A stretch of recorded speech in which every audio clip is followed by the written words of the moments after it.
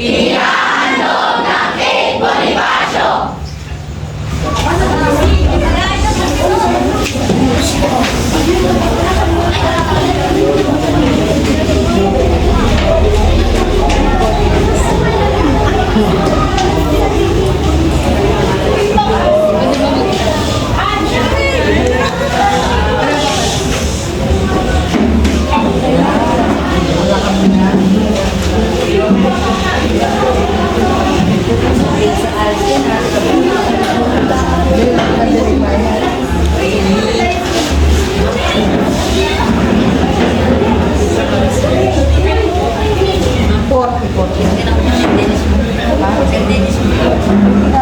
Ang unang pangyayari, ang kabataan ni Florante.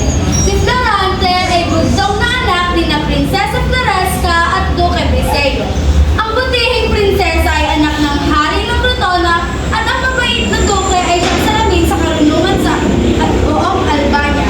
Nang sanggol pa lamang si Florante ay, "Tulong! Tulong! May isang buitre!" Ay, isang buitre! Huwag mong tasapalang aking pinsan. Dapat ka lang mamatay. Yan ang nararapat sa iyo. Anong nangyari? Prinsesa Floresca, ang iyong anak ay ligtas ni kapangalan. Ang aking anak, mabuti na sa mabuti ng kalagayan, anak. Salamat na lamang at nandito kami naliko. Kundi malamang, naghahanap na ang aking anak. Halika't, samahan mo ako sa kanyang ama. Sa paglipas ng panahon, si Florante ay nasa Boston kulang na upang tumuklas ng kanyang karunungan. Napagtanto ng kanyang ama na si Duque Briseño na siya ay pag-aralin sa Atenas. Ama ko, naalala ko pala kayo at nabansin ko yung mga balisa. Florante, anak, kapag isip-isip mong napapanahon na upang tumugas ka ng karunungan, ikaw ay ipapadala namin sa Atenas, ang lungsod ng karunungan. Ang Atenas ay bantag sa muusin ng guro. Gusto na rito si Anodor na siya mong magiging guro. Paano po ang aking ina? Hindi yan nagmumali ako sa kanya. Patid ko ang pagmamahal na inuukol lang yung ina. Subalit kung tayo patatangay ng ating kalungkutan, sumuyin ang ating paglalayo, ay hindi mo malalagpuan ng ang tagumpay. Iyan ang dahilan mo kaya dapat natin pagdisan ng lahat.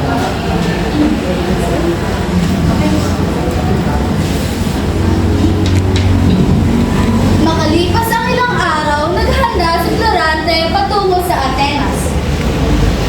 Paalam, Florante, aking anak. Ikaw ay mag-iingat pala. Makakasok po kayo ina. Sige, paalam ko.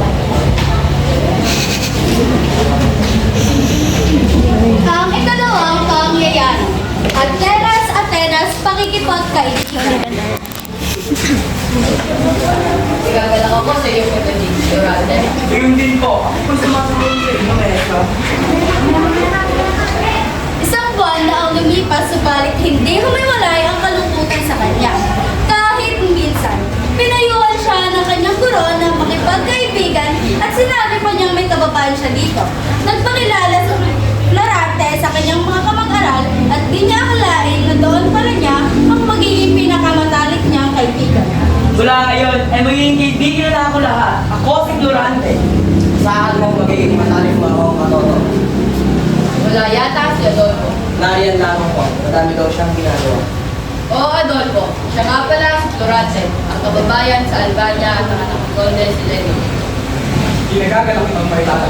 Ako si Adolfo. Ako si Florante. Mula noon, ay naging masaya na si Florante. Madali silang nakapagpalagayan ng loob ni Menandro. Ilang panahon pa ang lumipas. Minandro, ako'y naliligayahan sapagkat ang ating pagkakaibigan ay nagdulot ng sigla at kasiyahan. Ako may nagbihag ng iyong magandang kalooban, Florante. Minandro, nais ko sa pagbalik mo sa atin yung mga kasama ka. Kung sakaling bibigyan ako ng pagkakataon na makapunta sa Albania, saan ko, hindi ko pang mahanap ng kanya. Ngunit upang huwag na tayong magkahiwalay. Ang ikatlong pangyayari, dula-dulaan lang hindi matukaran. At di nagkabula ang kanilang supantahan pagkalipas pa ng ilang taon. Ay si Florante na nga ang pinilalang pinakamarunong sa paaralan. Ang pangalan niya ay naging bulak-bulak ng tira ng mga tao. Hindi ko maaaring palagpasin ang pag-agaw mo sa aking karangalan. Isa lamang sa amin ni Florante ang dapat salubungin ng bangkay sa Albania. At pagkalipas ng isang buwan, ang paaralan ay nagtangi ng isang nagkakaroon ng pagsisimula hangang sa buhay ni Reyna Lumapit. Durante, Pelnet yung les ang gagawa natin. Sa tauhan naman, Reyna yung hasta ang gagawa natin natin. Patuloy ang kanilang paghahanda. Lahat ay masaya maliban kay Adolfo na noon ay Nalalapit na ang araw mo, Florante. Nalalapit na, Florante. isang araw bago pa simulan ang pagtatanghal, si Adolfo ay hindi dalawin ng kanto. Laging sumasa isip niya ang maitim na bala kay Florante. Bukas magiging ganap ang aking pagiganti. Bukas.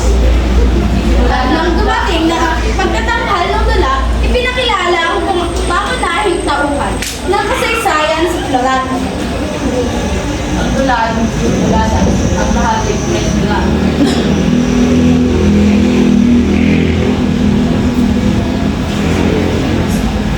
Patuloy ang kanilang paghahanda.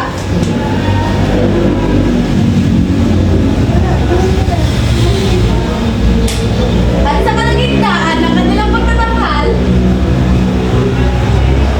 Magpakatatag ka na at ito na ang katapusan mo. sa halip na sabihin ang nasa orihinal, ang lumika ni Adolfo ay Ikaw na umagaw ng kulihan ko, dapat ka nang mamatay. Mamatay ka! Mamatay ka, Florante! Bitawan mo yan! Sa traidor! Taksil ka, Adolfo! Ano ang nangyayari dito? Bakit, Adolfo? Sinangka mong patayin ang iyong kababayan. Sarili mo kababayan siya. Sarili mo kababayan si Durante. Sa kampanya, Adolfo. Kailangan mo wala siya sapagkat pinuhan ng karangalan ko. Isa kang kaba! Lumubaw at aking! Patayin si Adolfo! Patayin niya sa buwan! hindi na nga inabot ko ng pinagkakasan si Adolfo. Noon din ay pinauwi na siya sa Albania. Sa susunod nating pagtanggap ko ay titiyakin ko ang tagumpay ko na natin. Titiyakin ko. Ang buong Atenas ay nagkilala sa katapalasan ni Adolfo. Paano nga kaya hindi magkakaroon ng isang Adolfo na naghahangal tumatay ng sarili ng bayan? Nakakakanga, pinabati na ito isang magandang halimbawa ng pagbabayari. Minandro, paano kaya ka magagalit dyan? Hindi dahil sa'yo, isa siguro kung malilig na bangkay. Buksin mo ang iyong isip sa mga bagay na ito. Dapat tayo salamat sa kanyang ika. Ang lahat ay kung tanggap mo natin. Ako ay isang kapal lamang niya upang iligtas ka sa kapamahal. Minandro, lahat ako makakabalik sa kanya. Hindi kita kasama. Kung sumama kaya ako ay ipagkapuri mo naman ako sa iyong mga kaibigan. Kasama mong buhay. Abay, siyempre, ipapakilala kita. Ang ikaapat na pangyayari, ang pagbabalik ni Florante. Pagkakawal niyo po ang aking mga abala. May sulat ka na maraming container. Yan ang katotohanan na lang. Umarang na ang ibigay. Ikaw din sa'yo pinanong ang upang hindi masiraan yung palaharan. Ang iyong ama, iyong Eliseo. Wala nang mahal itong ina. O baging langit. Nagmulaw mo, Durante. Ay, grabe ako sa iyong malukutan. Napatingin sa malayo si Florante na wari ay natatanaw ang larawan ng kanyang ina. Ina, bakit hindi mo kanintay? Hindi ba ito pagbalik ko'y hahanggang na ng aking tagumpay? Masyadong malumay, Durante. Di ba katulong sa katawan mo ang kalungkutan? Salamat sa iyong palalamin natin ang nakitang kaibigan. Nakaraan pa ng 2 buwan, dumating ang ikalawang liham nito kay Briseo. Inukilang po ako ng mga ito, ama. Nasa doon na rin po ako sa tiyan. Durante, pagbalik mo sa Albania, sa dalawang Mexico. Investigan doon po ay pangaya. Kung ikaw ay pagdungin ng ingat ka. Lagi mong inanda ang iyong data. Salamat po sa inyong tulita, ama. Siya nga pala Minando, hindi ba sabang sa amin? Siya lamang ang aking amay na kailangan natin. Hindi na hinintay ni Antenor na tanungin siya ng dalawa. Noon din ay pumayag na sumama si Menandro kay Florante. Ilang saglit na sa daungan. At nang sila ay makarating sa kaharian ng Albania ay Look, Briseo, narito po ang inyong anak ko si Durante. Alam mo, hindi ko malaintindihan mo kasi lahat kung pagkikita mo rin. Anak ko, tayo na nagdasa. Marahil nga ama ko. Ama ko may papakilala po sa inyo. Nakawala si Minando, ang aking kaibigan. Ang nalitan ko yan lang. Nabalitaan mo na ang lahat. Ikaw ay isang tunay na kaibigan. Pinagkakatiwalaan kita, Pinandro. Palang araw ko magkakatinig ko sa iyo. Narito na po ako suko. Galing na po ako sa palato ni Haring Liceo. Siya nagsabi na natin po. Aalis na po. Ano mo sinabi mo? Ito'y galing sa iyong pinuro. Siya muna ako sa Corona. Kailangan niya ng tulong ni Haring Liceo. Pagkatakubob na ng mga kakawin ng Moro o Protona sa pumumuno ng kinabot at general. General Usmani, kumanta ka na rito sa mula! Ang ikalimang pangyayari, nanganib ang Proton. Hindi na nag-aksaya ng sandali ang mag-ama. Noon din ay nagsadya sila sa palasyo ng Haring Liceo at nang magkaharap sila ay Mabuti at nasidya ka agad sa akin. Ako ito ay nangangailangan na aking tulong. O, Dupe, sino ang pinatanggalan mo? Ako si Esel, kung parang hindi gireno. Ang aking ang pangarap sa sa'yo nagiging malibigan sa ito. Ikaw, Siya ang bantog kong anak. Kararating lang mula sa Protona. Ay, sa Atenas. Si Florante, iyahandog sa mahal mong yapa. Ibilang sa isang batalyon na alagad. Hari ko, nagustusan mo ako. mabuti pagdating. Wala nga na ikaw na ang kalalibong general ng akong populate. narito po ba ng O, Laura, ano ko?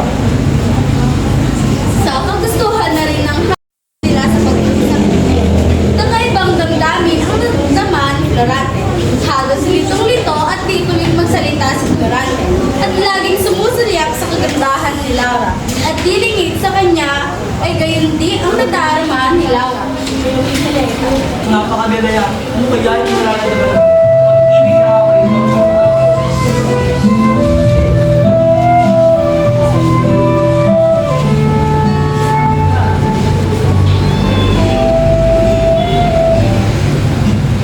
Bagay ng pagkakato. Hindi ko malaring nakakamit ako sa mga sandali ito.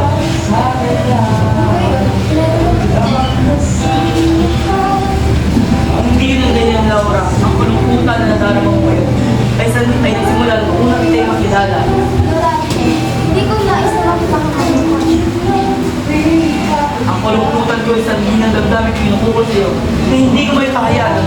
Subalit, ba't kakataon ito, ikakamatay ko kung hindi mo malalaman. Ikaw ay aking iniibig, Laura. Laura, iniibig kita.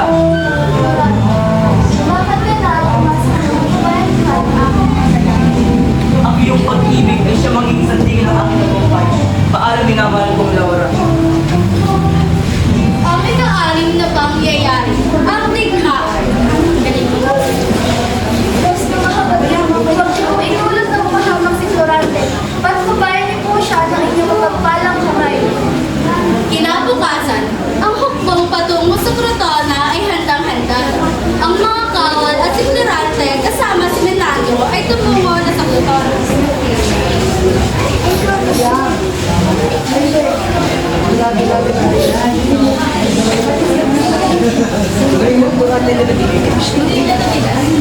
Iyon ang ito na minadro. Mas paganda na tayo. Gawin natin inyong mga kasalanan kapag tubang ulit ang mga kalaban. At gaya ng kanilang plano, tila limbas na nagsisilakay sina Florante at Menandro. Sugod mga kasama! Kung ako ang hinahanap mo, magpakatatag ka na! Mayabang na general! Ako pa rin ang magbabagi sa limbang ito! Ikaw pa na ang general Usmani na sabi nila. Masusubuan ko kayo ng tapang mo! Tandaan mo! Ikaw ay pangalawa lamang sa ating bayan! Ako pa rin ang natatangi sa lahat ng general! Kung ang nabagi sa iyo, ikaw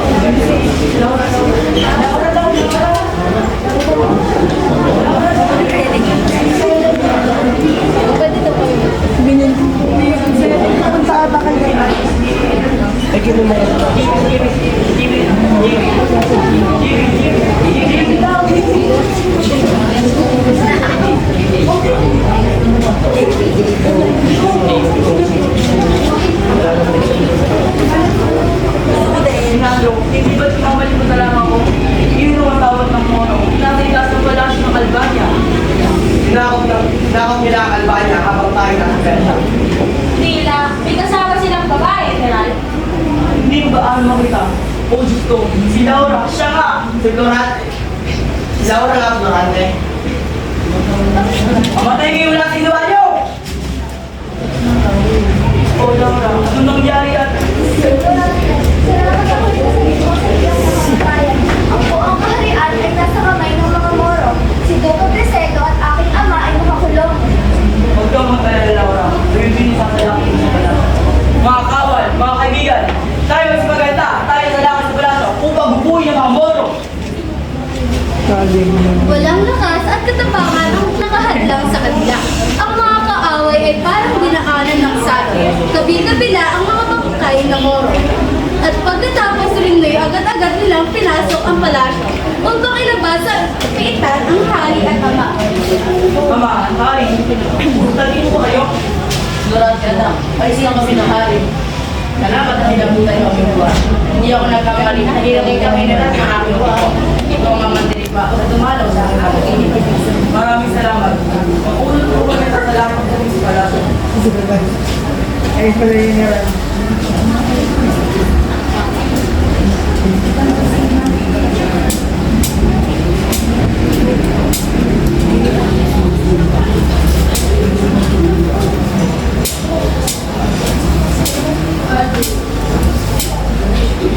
Subalit may isang di natutuwa si Adolfo at Talagang sa kanya na humanik ang mahal na hari. Kung mayroong ani na sumisira ng kahoy, ako ang ani na ngayon na sisira sa inyong lahat. ang tagumpay ni Florante ay sinundan pa ng lalong marami at malaking kapalaran. 17 kaharian ang tumalak at sumuko sa kanyang katapangan. Ilang buwan ang lumipas muli sinalakay ang Albania. Pumasok ang mga Turko sa pamumuno ni General Miramontes.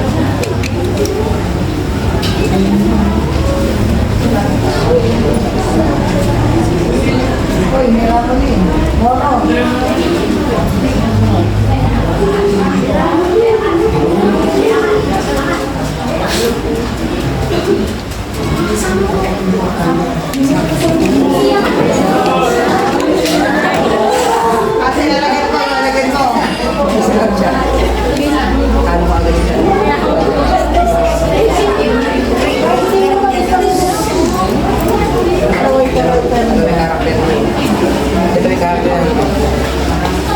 Kailangan kong mabuti at makuha ang lupon na ito. Hindi ka magtatagumpay, Henry. Mapapasakin ang Albania. Wala ka nang magagawa sa kaawa-awang bayan. Humanda ka ng Florante. Ha? Tinawas ko. Sugod na kasama. Ha?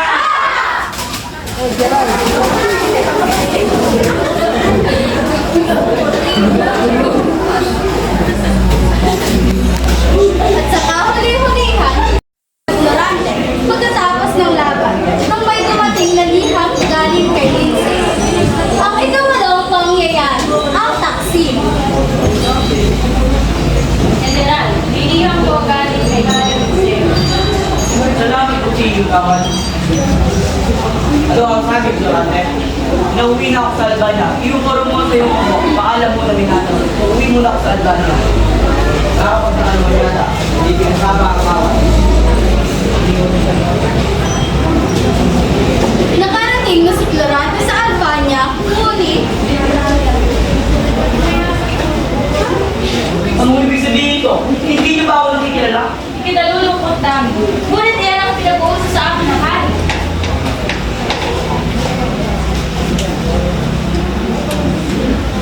at sa laki ng kanyang pagkamangha ay kinulong siya sa isang madaling na pinangguan. At dito niya, nabatid na Adolfo, bakit kasi yung selo ng corona? Sa Taksim, paano nagawa sa sarili mong bayan? Asa na nga at aking ama? Gandang gabi yun din na general.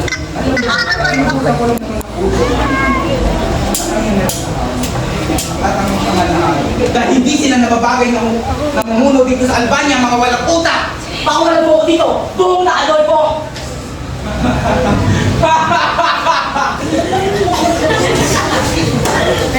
pagkalipas ng 18 araw ay inilabas siya sa pitan at Sandali lang! Saan niyo ako lala? Ako lang niyo ako dito! Ikaw ang isang bilang ko. At bilang ato sa'yo, gagapos ka sa madilim na buwan. Matagal mo mas nakapakiyan, humatol! Gaya ng aking sabi noon, siya ang hari ngayon. At di mo tatagal, papakasalan niya si Prinsesa Laura. Ano? Di... Anak, di ka dapat na umusi! Si Adolfo! At hindi ka dapat napakasalan si Prinsesa Laura! Huli ka na! Wala ka nang magagawa. At sa tingin ko, ito na ang iyong panagsa.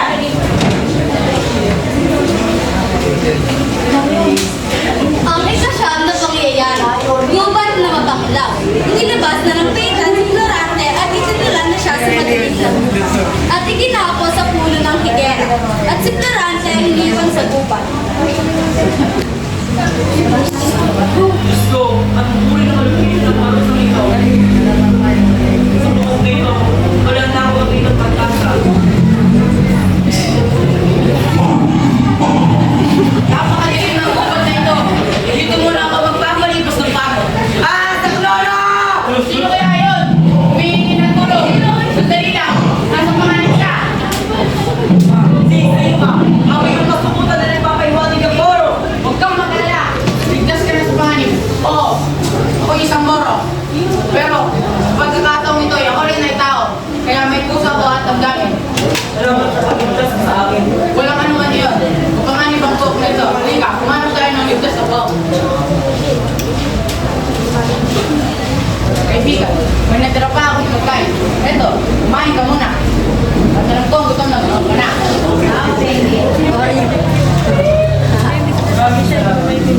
Naging palagay ang loob ni Florante sa girerong moro. Naubos niya ang tinapay at Hindi ka tulog.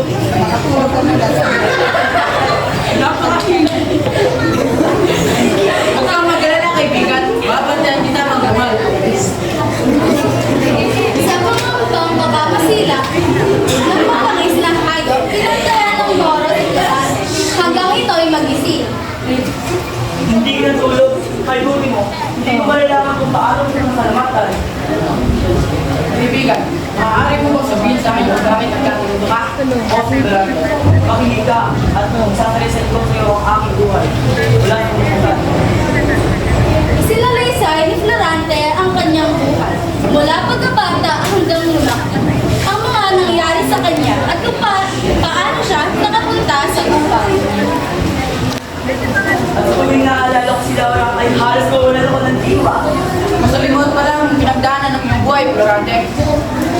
At sila sinalosbay sa akin ang gabi. At siyang at tayo sa dito ay siyang sa pangalawa ng sintapang yaladin. Huwag kang maniwala sa mga balita. Sakaling totoo man ay maraming magdagdag. At aking pangasabalita, wala kasing bangis yaladin. Gayamang natalos ko ang iyong buhay. Ngayon pakinggan mo naman ang aking kapalaan. Kakalikaw yung kumuha ko dito.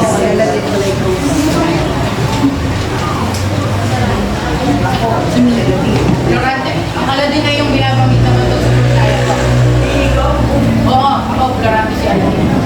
Katulad mong isa rin sabihin. hindi yata ang kaharap ko ngayon ay katakot-takot naman niya yung mga ng Persia. Ang kasawayan ko naman ay dahil sa aking ama na si Sultan Aliano. Sinagaw ng sultan na iyon ang aking minamahal na si Lerida.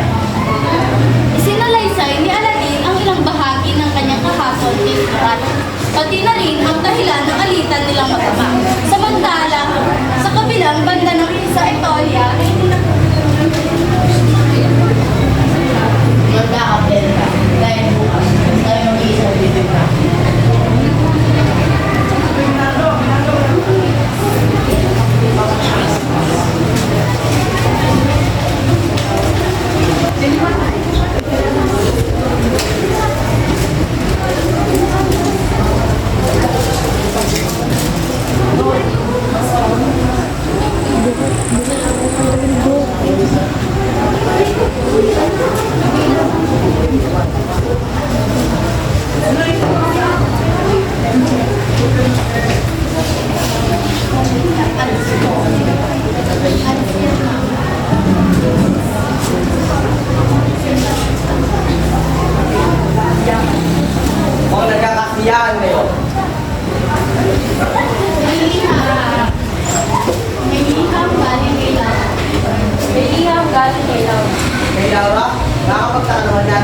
Mga kawan, maganda kayo at lulusog tayo.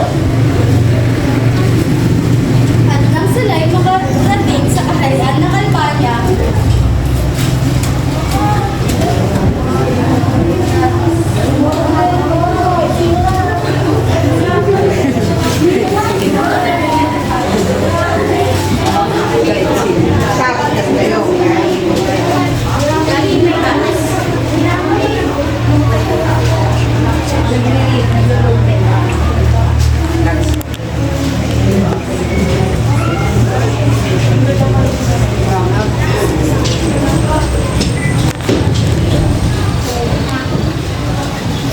Sugod mga kasama!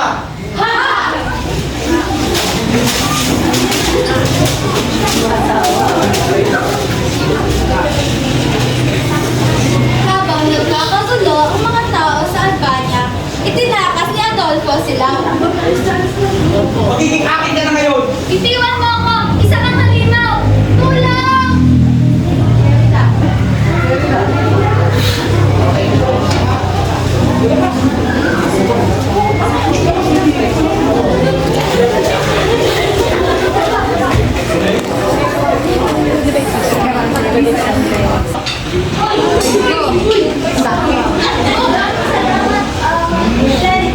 Salamat, Jessica. Siya nga pala. Ako nga pala si Laura. Dahil sa'yo, itinan ni Adolfo ang kanyang masurang bala. Nagkapalagayan ng loob ang dalawang dalaga at sa hina rin ng pangyayari na sinalaysay nilang pareho ang kanilang karanasan bago ang pagkakataong iyon. At ng gabi yun, ilisan ko ang verse at nilakbay ang madilim na langit.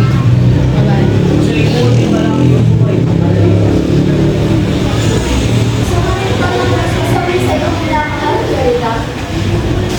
Teka, pila may narinig ako. Oo nga, yan ang ating kaigan. Hindi ko magandang ang pag-ibig sila.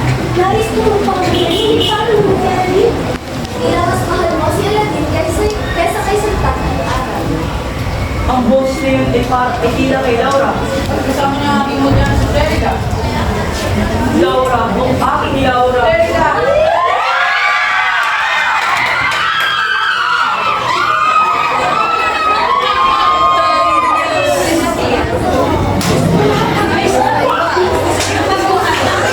Walang pinagmasimulaan ang akal sa kanilang palisan.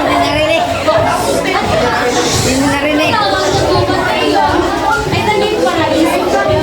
At mula sa kanilang pinagpuputihan, ito ay kanilang nakita.